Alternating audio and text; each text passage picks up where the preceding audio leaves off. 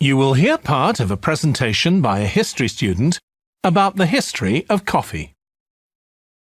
First, you have some time to look at questions 31 to 40.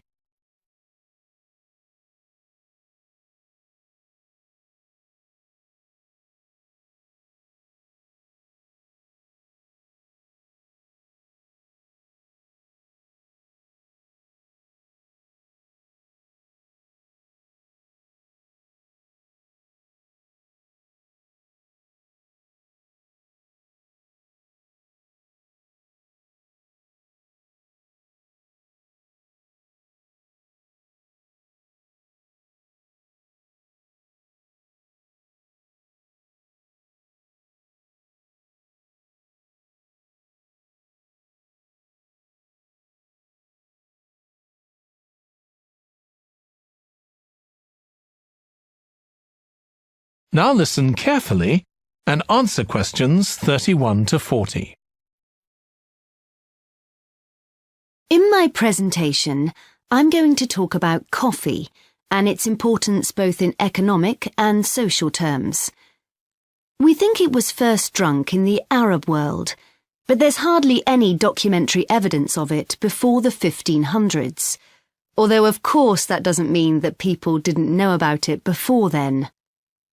However, there is evidence that coffee was originally gathered from bushes growing wild in Ethiopia, in the northeast of Africa. In the early 16th century, it was being bought by traders, and gradually its use as a drink spread throughout the Middle East. It's also known that in 1522, in the Turkish city of Constantinople, which was the centre of the Ottoman Empire, the court physician approved its use as a medicine. By the mid-1500s, coffee bushes were being cultivated in the Yemen, and for the next 100 years, this region produced most of the coffee drunk in Africa and the Arab world. What's particularly interesting about coffee is its effect on social life. It was rarely drunk at home, but instead, people went to coffee houses to drink it. These people, usually men, would meet to drink coffee and chat about issues of the day. But at the time, this chance to share ideas and opinions was seen as something that was potentially dangerous.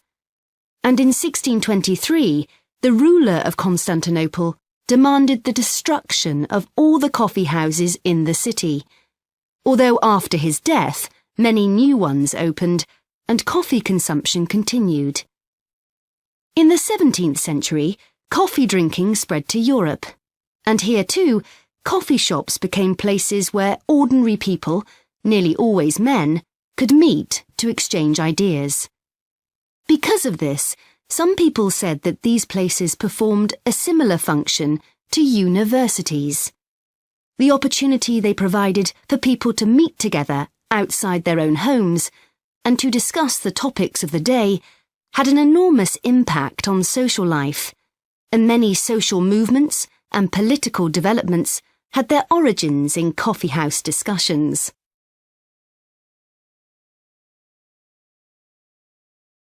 In the late 1600s, the Yemeni monopoly on coffee production broke down, and coffee production started to spread around the world, helped by European colonization. Europeans set up coffee plantations in Indonesia and the Caribbean, and production of coffee in the colonies skyrocketed.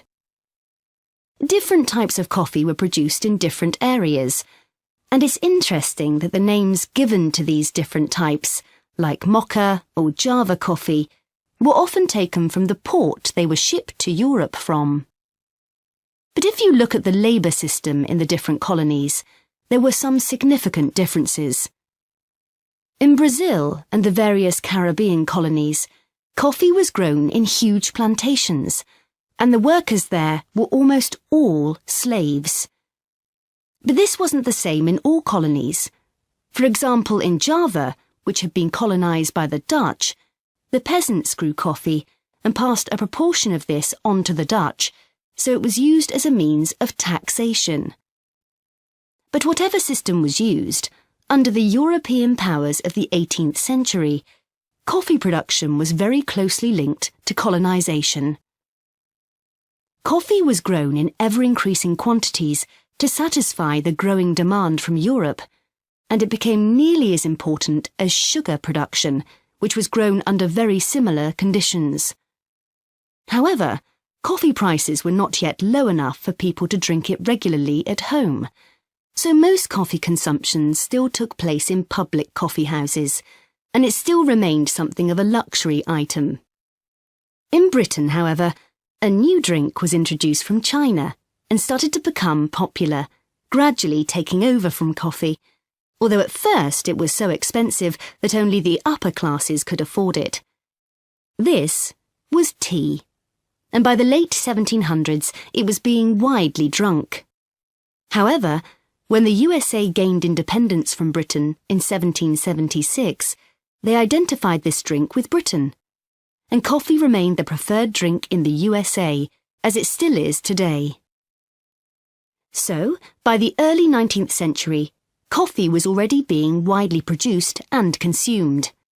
But during this century, production boomed, and coffee prices started to fall. This was partly because new types of transportation had been developed, which were cheaper and more efficient. So now, working people could afford to buy coffee. It wasn't just a drink for the middle classes.